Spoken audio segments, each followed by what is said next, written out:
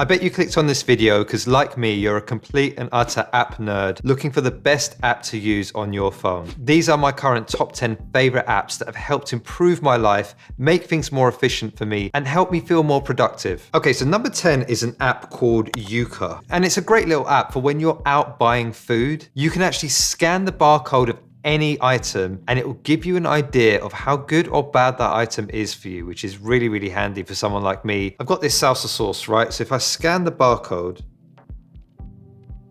you can see that actually it's giving me 69 out of 100. So it's saying it's good. It kind of helps give you an idea of whether you should or shouldn't be eating this thing. I'm actually surprised that this is 69 out of 100. Let's try pot noodles. Okay, so pot noodles, not so much. 39 out of 100. Got a rating of poor, so probably best not to eat these. I'll leave a link to this and all of the apps that I show you in the description below. Next is Calcbot 2. And Calcbot is a paid app, but it's really, really handy. Let me show you what it does. So it's a calculator app, as you might have gathered, but when you do a calculation, you can then very quickly swipe to the right and you can then start converting that number in many different ways. So it's got money, it's got all sorts of different measurements in which you can convert that figure. So it's like a two-in-one app and it's really intuitive and easy to use. I highly recommend it if you're doing calculations and then always converting them into something else. It's also just a nicer, more intuitive experience than Apple's own calculator app. Next on my list is PocketCasts. And PocketCasts is a great podcast player. So if I go to this particular podcast, you can see that I can trim the silence, and even at mild, it trims it really, really well. So whenever there's silence in the podcast, it will naturally reduce the time of that silence to the point where you save a lot of time if you listen to a lot of podcasts. So you can see here, even under mild, it says I've saved 5 days, 16 hours and 42 minutes with this feature. And again, it's also very, very intuitive, really nice user experience. It's slick, it's simple, it's minimal. If you're looking for a better podcast player alternative than Apple's one, give this one a go. Next on my list is an app that I found extremely useful, saving me a lot of time when traveling. And it's an app called Klook.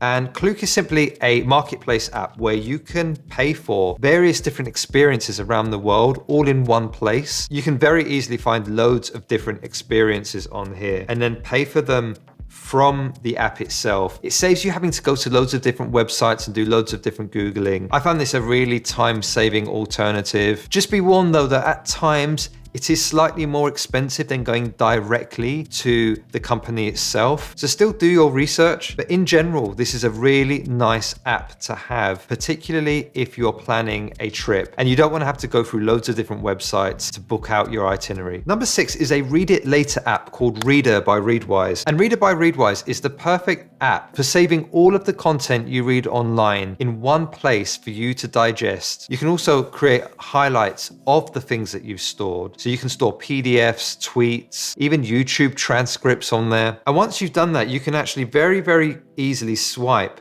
and then save that particular part of what you're reading as a highlight, and then all your highlights are stored in one place. There's a whole service around this with Readwise in which they'll take all your highlights and then export your highlights to Notion or Obsidian or one of your other note-taking tools. But if you just want to use it as a read it later app, it's still a really good app just to store stuff and read it and make highlights and then go back to those highlights. Again, pretty much with all of these apps, it's a really nice, slick interface. It's a great experience. If you're wondering where I got my wallpaper, by the way, I got it from an app called Backdrops, which is a pretty cool one-stop shop for loads of different types of wallpapers. So give that a go, it's completely free. Next on my list is ZapMap. And if you drive an electric car, it's really difficult if you live in a country where the charging infrastructure actually isn't that great. ZapMap is super duper useful. You can create routes and it will tell you along the route where some of these chargers are. And it finds chargers that you genuinely have not been able to find anywhere else. I'm not quite sure where it pulls its information from, but it saved me on so many occasions when I'm in fairly remote places, and the community of electric car drivers on there is pretty good. So I know this one's a little bit niche because not everyone drives an electric car, but if you do, ZapMap is a really useful tool to have on your phone. Next is an app called StarryAi, and StarryAi is actually a really nice tool for creating AI images. So I've created some really weird ones here, but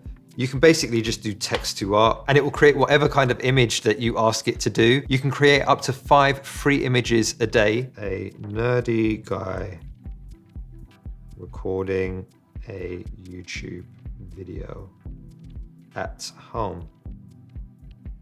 Create.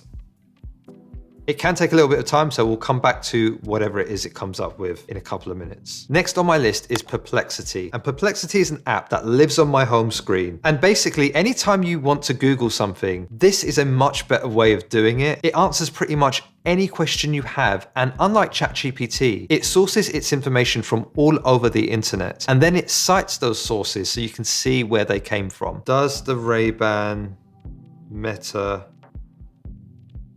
glasses have the AI feature in the UK? It says, based on the search results, it seems the Meta AI feature on the Ray-Ban Meta smart glasses is currently limited in the UK. It's citing things from the likes of Reddit. And so you can see here all of the different sources. And as it's giving you its answers, it's also referencing them as well. So if we use Google to answer the exact same question, I don't really see anything obvious here. Perplexity has now taken over pretty much 90% of my Google searches. It gives me answers really promptly. If you're not using it, I highly recommend giving it a go. It's again, completely free. Okay, so let's go back to the StarryAi app and you can see a nerdy guy recording a YouTube video at home. Kind of looks like me a little bit. It's given me 4 different images of a dude who's nerdy because he's wearing glasses and is recording a YouTube video. So pretty cool, it's pretty quick, that only took like 2 minutes. Okay, so my #1 favorite app right now is one that I discovered just a few months ago when I was looking for the perfect planner for an upcoming trip I have to Japan. And it's an app called Wanderlog. And let me show it to you. It's a really, really awesome app. It's helped me plan out meticulously every single thing that I want to do. And this app has enabled me to store all of the different places that I've come across in my research. And what I've been able to do is add them to different lists in different parts of the country that I want to go to. You can also add notes to the different places that you've bookmarked, which is a feature I really, really love because